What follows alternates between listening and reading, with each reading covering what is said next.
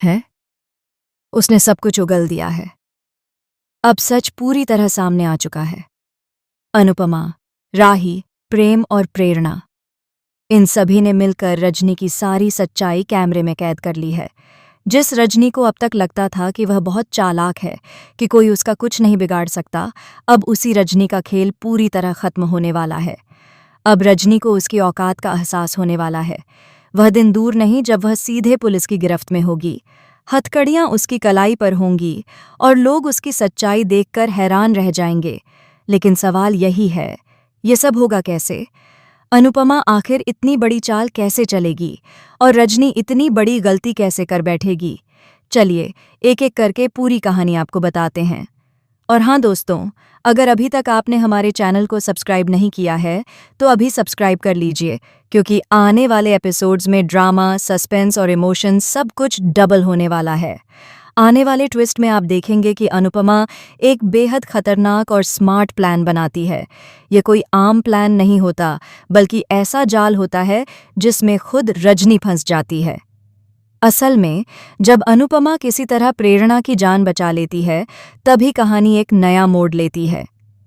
प्रेरणा का भाई, जो अब तक चुप था, वही अनुपमा को पूरी सच्चाई बता देता है। वह बताता है कि प्रेरणा के साथ जो भी हुआ, उसके पीछे किसी और का नहीं बल्कि रजनी का ही हाथ है। यह सच सुनते ही अनुपमा के पैरों तले जमीन खिसक जाती है। उसे समझ आ जाता है कि अब चुप रहने का वक्त खत्म हो चुका है। अब सिर्फ सहने का नहीं बल्कि वार करने का समय आ गया है। इसके बाद अनुपमा एक मास्टर स्ट्रोक खेलती है। वह प्रेरणा के भाई से ही रजनी को फ़ोन करवाती है। फ़ोन पर कहलवाया जाता है कि प्रेरणा तो किसी तरह बच गई है, लेकिन अनुपमा मासी अब इस दुनिया में नहीं रहीं। यह सुनते ही रजनी के चेहरे पर अजीब सी राहत आ जाती है। उसके दिल में जो डर था वह कहीं न कहीं खत्म हो जाता है। उसे लगता है कि अब सब कुछ खत्म हो गया, अब कोई उसके खिलाफ खड़ा नहीं होगा। लेकिन रजनी यह नहीं जानती कि यही उसकी सबसे बड़ी गलती है। इसी बीच अनुपमा सफ़ेद साड़ी पहनती है। वह बिल्कुल शांत, गंभीर और रहस्यमयी अंदाज में रजनी के घर पहुंच जाती है। उसका लुक ऐसा होता है कि सामने वाला एक पल के लिए कांप जाए। जैसे ही रजनी उसे देखती है, उसके चेहरे का रंग उड़ जाता है। उसकी आंखों में डर साफ नजर आने लगता है। अनुपमा बिना आवाज उठाए, बिना ज्यादा बोले, उसे डराना शुरू करती है। वह उसे एहसास दिलाती है कि पाप कभी पीछा नहीं छोड़ता। जो गलत करता है उसका हिसाब जरूर होता है। डर और खुद को बड़ा साबित करने की चाह में रजनी धीरे धीरे सब कुछ बोलने लगती है। वह कबूल कर लेती है कि उसने अनुपमा के साथ क्या क्या किया, क्यों उसे मारने की कोशिश की, कैसे जबरदस्ती साइन करवाए, कैसे एक एक करके सारे प्लान बनाए, कैसे परी और ईशानी को गुंडे भेजकर डराया।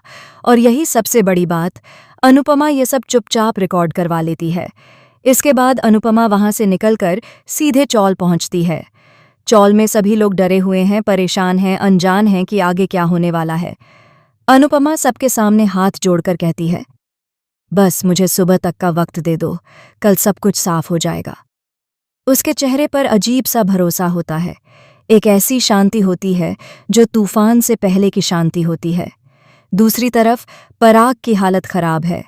वह पूरी तरह घबराया हुआ है। उसे लग रहा है कि अब सब कुछ खत्म हो जाएगा। पूरे घर में सामान पैक हो चुका है। लेकिन असली खिलाड़ी तो गौतम और माही निकलते हैं। माही न सिर्फ अपने गहने संभाल कर रखती है, बल्कि परी के गहने भी चोरी छुपे छुपा लेती है। अब दोनों यहां से भागने की पूरी तैयारी कर चुके हैं। पराग अपनी फैमिली के साथ बैठा बस इंतजार कर रहा है कि कब पुलिस आए और कब उन्हें यहां से जाना पड़े। वहीं बा साफ कह देती है कि वह यहां से जिंदा नहीं जाएगी, चाहे जो हो जाए। अगली सुबह कहानी और भी डरावनी हो जाती है। बुलडोजर लेकर लोग पहुंचते हैं। रजनी भी वहां आ जाती है। चौल वाले लोग साया और आत्मा की बातें करने लगते हैं। कहते हैं कि जो अपनी मर्जी से नहीं मरते, उनका साया बहुत खतरनाक होता है। यह सब सुनकर रजनी पूरी तरह टूट जाती है। उसके ऊपर सफ़ेद कपड़ा डाल दिया जाता है। वह कांपने लगती है। इसी बीच वह पंडित जी को पूजा के लिए बुलाती है। लेकिन जैसे ही खुदाई के लिए पहला हाथ उठता है, अनुपमा आकर उसका हाथ पकड़ लेती है और कहती है, तुम्हें क्या लगता है सब खत्म हो गया? अभी तो खेल शुरू हुआ है। अब रजनी बुरी तरह डर चुकी है। उसके सामने पुलिस आने वाली है। उसका सच सामने आने वाला है। अब देखना यह होगा कि क्या रजनी सच में गिरफ्तार होगी, क्या माही और गौतम भाग पाएंगे, और क्या पराग अपने घर को बचा पाएगा। आपको क्या लगता है? कमेंट में ज़रूर बताइए।